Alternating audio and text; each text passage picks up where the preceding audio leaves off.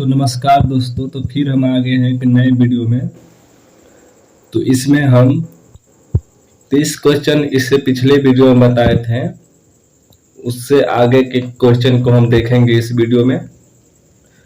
तो 31 number mathematics है।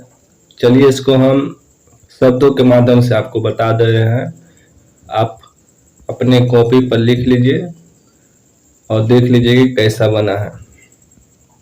तो क्वेश्चन जो है देख लीजिए 31 नंबर कि किसी त्रिभुज में यदि एक कोण शेष दोनों कोण के योग के बराबर है तो त्रिभुज में अवश्य है।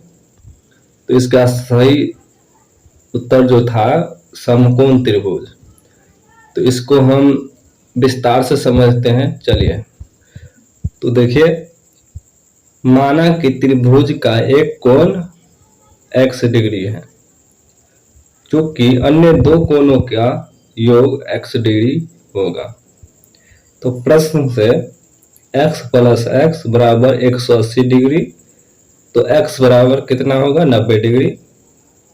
अतः यह एक समकोण त्रिभुज होगा। इसलिए आप कॉपी पर लिख लीजिए और इसको हल करना जान जाइए। तो नेक्स्ट क्वेश्चन जो है हमारा 32 नंबर, वह है भारतीय सशस्त्र बलों का पहले chief of defence staff CDS कौन थे। तो प्रश्न क्या कहा है कि भारतीय सशस्त्र बलों के पहले चीफ ऑफ डिफेंस स्टाफ कौन थे। तो इसका राइट जो आंसर था जनरल बिपिन रावत थे इसका राइट आंसर। अब हम इसको विस्तार से समझते हैं 2 लाइनों में।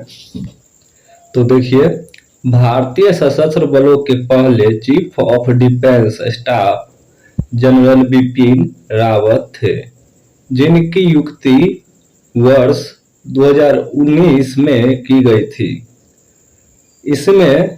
इससे पूर्व हुए भारतीय दल थल सेना अध्यक्ष थे। इसकी मृत्यु CDS पद पर रहते हुए 8 दिसंबर 2021 को एक हेलीकॉप्टर दुर्घटना में हुआ था।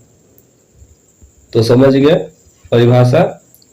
अब नेक्स्ट क्वेश्चन जो है 33 नंबर 33, चलिए उसको हम देख लेते हैं। फिर हम क्वेश्चन को उत्तर के साथ जानेंगे, फिर हम विस्तार से समझेंगे। चलिए, तो प्रश्न है कि फणीश्वर नाथ रेणु द्वारा रचित कहानी कौन सा है। तो फणीश्वर नाथ रेणु द्वारा रचित कहानी जो उत्तर में था वो है लाल पान की बेगम। लाल पान की बेगम।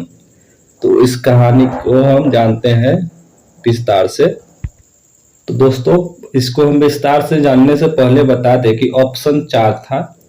तो चारों कवि का नाम के हिसाब से हम कहानी बता रहे हैं कि चारों कवि जो है कौन कौन से कहानी लिखे हैं, और प्रश्न में क्या पूछा है उसके हिसाब से आप टिक लगा सकते हैं। तो कहानी ऑप्शन ए में था कि फणीश्वर नाथ रेणु लाल पान की बेगम लिखे हैं। तो प्रश्न में यही था कि लाल पान का बेगम कौन लिखे थे।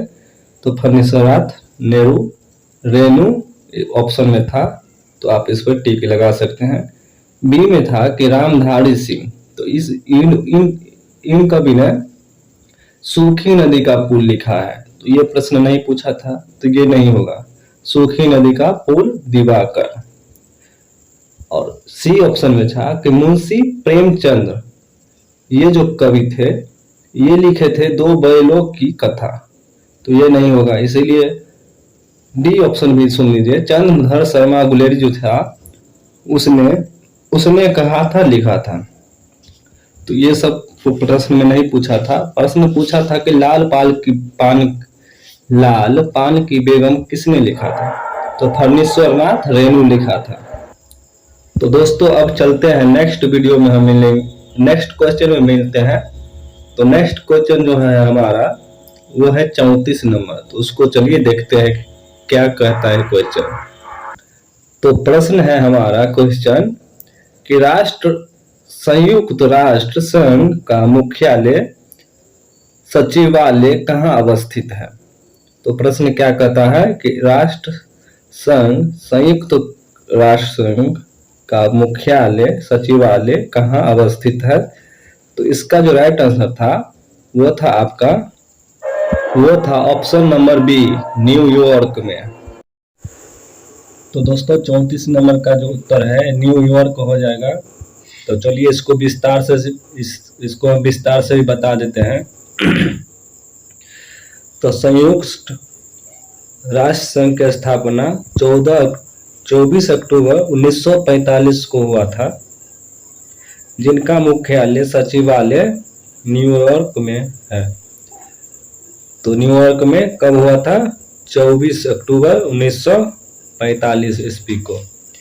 इसीलिए इसका राइट आंसर न्यूयॉर्क हो जाएगा 34 नंबर क्वेश्चन का। 35 नंबर क्वेश्चन देखते हैं, फिर हम विस्तार से समझेंगे। तो 35 नंबर का जो क्वेश्चन है वो है कि हीमोग्लोबिन वर्णक कहाँ पाए जाते हैं। तो इसका जो राइट आंसर था आपका वो आरबीसी में पाए जाते हैं। हीमोग्लोबिन आरबीसी में पाए जाते हैं। इसको हम विस्तार से भी समझते हैं। चलिए देखते हैं। लाल रक्त कोशिका आरबीसी में एक विशेष प्रकार का प्रोटीन वर्णक हार्मोन हीमोग्लोबिन पाया जाता है। आरबीसी में एक विशेष प्रकार के प्रोटीन वर्णक हीमोग्लोबिन पाया जाता है, जिसके कारण ही रक्त का रंग लाल दिखाई देता है। हीमोग्लोबिन में ऑक्सीजन की बांधने को और मुक्त करने का क्षमता होती है। तो 35 नंबर का जो विस्तार था हम बता दिए। 36 नंबर को देखते हैं। तो 36 नंबर एक टेंस है, उसको छोड़ देते हैं। 37 नंबर क्वेश्चन को देखते हैं। परागकणों का एक पुष्प से दूसरे पुष्प तक स्थानांतरण किस माध्यम के द्वारा होता है। तो इसका जो राइट आंसर था जल के द्वारा, वायु के द्वारा, कीट के द्वारा। ये तीनों ऑप्शन के द्वारा हुआ था। ये तीनों राइट आंसर है। तो ऑप्शन नंबर डी ये सभी सही है। इसको हम चलिए विस्तार से भी समझते हैं। 37 नंबर क्वेश्चन। परागकणों का एक पुष्प से दूसरे पुष्प तक स्थानांतरण जल, वायु तथा कीट के माध्यम से होता है। अर्थात पौधों में पराग कण का नर भाग परागकोश से मादा भाग वर्तिकार्ग पर स्थानांतरण परागण कहलाता है। परागण के उपरांत ही निषेचन की क्रिया होती है। तो 38 नंबर क्वेश्चन अब देख लेते हैं हम। 38 नंबर क्वेश्चन है कि एक विद्युत जनित्र बदलता है। तो इसका जो राइट आंसर था आपका 38 number option number D right answer था। ऑप्शन डी में क्या है? यांत्रिक ऊर्जा को विद्युत ऊर्जा में परिवर्तित करता है। इसको हम राइट आंसर को विस्तार से समझते हैं। युक्ति अलग से बताएंगे, युक्ति के बाद ऊर्जा स्थानांतरण बताएंगे। तो विद्युत जनित्र का जो ऊर्जा रूपांतरण है वो है यांत्रिक ऊर्जा को, माने डायनोमो को विद्युत ऊर्जा में विद्युत अपघटनी विद्युत ऊर्जा को सेल रासायनिक ऊर्जा में रासायनिक ऊर्जा को विद्युत ऊर्जा में, विद्युत मोटर को विद्युत ऊर्जा को यांत्रिक ऊर्जा में। 39 नंबर क्वेश्चन देख लेते हैं। DI मेडल लीफ को श्रेय दिया जाता है। DI मेडल लीफ को श्रेय दिया जाता है। राइट आंसर है आपका 39 नंबर का राइट आंसर सी, तत्वों की आवर्त सारणी के लिए। चलिए इसको विस्तार से समझते हैं। DI मेडल लीफ को तत्वों के आवर्त सारणी में उनके परमाणु द्रव्यमान के बढ़ते क्रम में उन्होंने समान गुणधर्म वाले तत्वों को समान वर्ण में रखा था। तो गाइज हम फिर मिलेंगे नए वीडियो में।